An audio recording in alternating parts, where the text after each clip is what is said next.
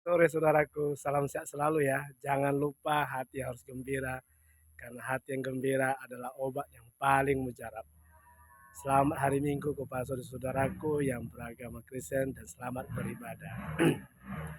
Sore hari ini saya ada di salah satu lahan Yayasan Kemajuan Bangsa, yaitu di Desa Namo Becawir atau Kecamatan STM Hilir, Kabupaten Deli Serdang, Provinsi Sumatera Utara. Ini salah satu pengabdian Yayasan Kemajuan Bangsa dalam pelayanan pendidikan untuk Indonesia cerdas. Jadi ini dia saudaraku, salah satu unit sekolah ya, milik Yayasan Kemajuan Bangsa. PKI Manukit. Ini ada proses belum selesai pembangunannya. Ini lahannya luas juga.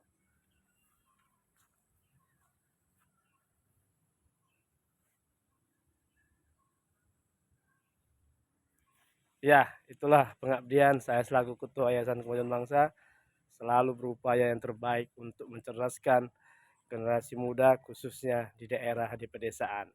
Jadi saya juga tadi sambil memasak masakan Indomie. Teringat waktu saya waktu masih kuliah suka camping. Ini saya masak Indomie tadi sama makanan saya bawa bontot. Ya. Jadi saya ingin membahas sore hari ini, merasa saya lihat ada segelintir sekelompok suku Karo yang terlalu memaksakan dan mengatakan bahwa Karo itu bukan bagian daripada Batak Toba. Saya sedikit melihat pernyataan ini, menurut saya kurang cerdas dan mereka lupa tentang apa arti sejarah ataupun budaya bagi masyarakat suku Batak. Jadi kalau mereka bilang Karo itu tidak ada hubungannya dengan suku Batak Toba, mereka berarti membuat para ahli budaya, profesor zaman dulu itu dianggap mereka bodoh. Benar nggak? Pak, ini saya sederhana aja. Kamu yang selalu mengatakan Karo itu tidak ada bagian dengan Batak Toba. Coba kamu perhatikan Dalian Natulu. Dalian Natulu. Di dalam Batak Toba ada dalam adat istiadat ada 3 yang paling pokok yang selalu berperan dalam pesta-pesta adat. Apa itu? Hula-hula. Dalam Karo, Kalimbubu. Parboru. Dalam Karo, anak beru. Dongat tubuh. Dalam Karo, senina. Setelah itu, dalam hula-hula ada pembagian-pembagiannya lagi, yaitu kalau dalam orang Batak hula-hula ada bonaniari, bona tulang. Sementara dalam Karo ada juga bagiannya lagi, ada puang kalimbubu dan lain sebagainya. Inilah yang membuat para ahli budaya dan para ahli profesor zaman dulu mengatakan ada erat kaitannya antara Toba dengan Karo. Jadi kalau kamu berpikir sejengkal saja itu memperlihatkan bahwa kau itu sebenarnya tidak pintar, tidak cerdas. Kamu hanya mengambil satu sisi. Kamu lupa dalam kehidupan sehari-hari, baik suku Batak Toba maupun suku Karo dalam berpesta, baik perkawinan ataupun kematian, selalu yang 3 ini berperan penting. Jadi kau jangan jadi orang tolol, saya bilang. Cerdaslah melihat sesuatu itu supaya kamu tidak malu. Satu lagi, apalagi yang paling penting, dalam pembagian jambar, pembagian daging. Kalau memang Karo tidak ada hubungan dengan Toba, seharusnya suku Karo itu tidak ada bagi-bagi daging. Tapi saya lihat tetap ada, dipanggil lagi. Jadi dalam bahasa Toba dipanggil jambar untuk hula-hula. Di Karo juga gitu, jambar untuk kalimbubu dipanggil. Ini juga menunjukkan bahwa Toba dengan Karo itu ada hubungannya erat. Jangan kamu nggak tahu, jangan kamu lupa. Cerdaslah kamu menilai sesuatu itu. Jangan kau gunakan otakmu di bawah pantat. Gunakanlah otakmu posisinya tepat di atas. Ya. Apalagi saya mau katakan lagi, dalam pemberian uis dalam Karo, baik dalam pesta perkawinan ataupun kematian, Selalu ulos ini diberikan kepada orang, kepada yang berpesta. Di Karo juga gitu, cuma Karo kena susah, tidak banyak orang suku Karo yang menenun ulos uisnya. Maka zaman saat ini orang Karo pakai kain panjang.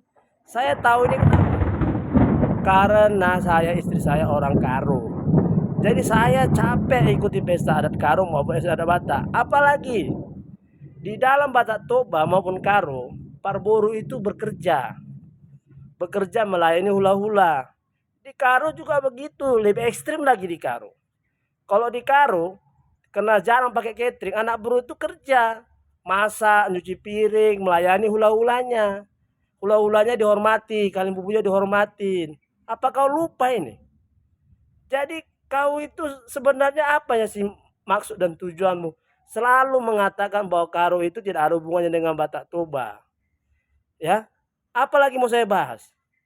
Ya, kalau memang benar suku Karo tidak mau dikaitkan dengan Toba, saya berani bertaruh semua suku Karo yang ada marganya itu di tanah Karo sana.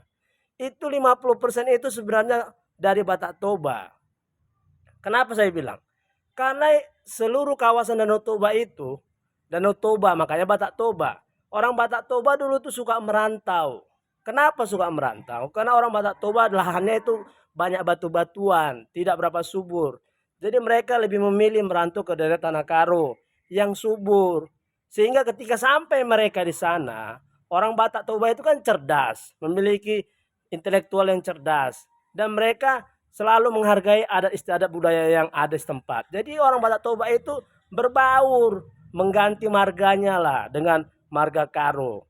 Contohnya kalau di dalam Batak Toba, Parna selalu dikaitkan dengan ginting. Marga saya, Sianturi atau Simatupang, selalu dikaitkan dengan Parangin-angin. Kenapa? Dari Paranginan dan lain sebagainya. Jadi kau itu jangan bodoh dan tolol saya bilang ya. Karena apa? Kau sendiri nanti yang menghancurkan suku Karo itu sendiri. Karena apa? Jelas tentu dong tidak mau orang Karo, ada sebagian orang Karo 50% itu tidak bersedia dia kalau dibilang dia tidak bagian dari Batak Toba. Kamu jangan salah.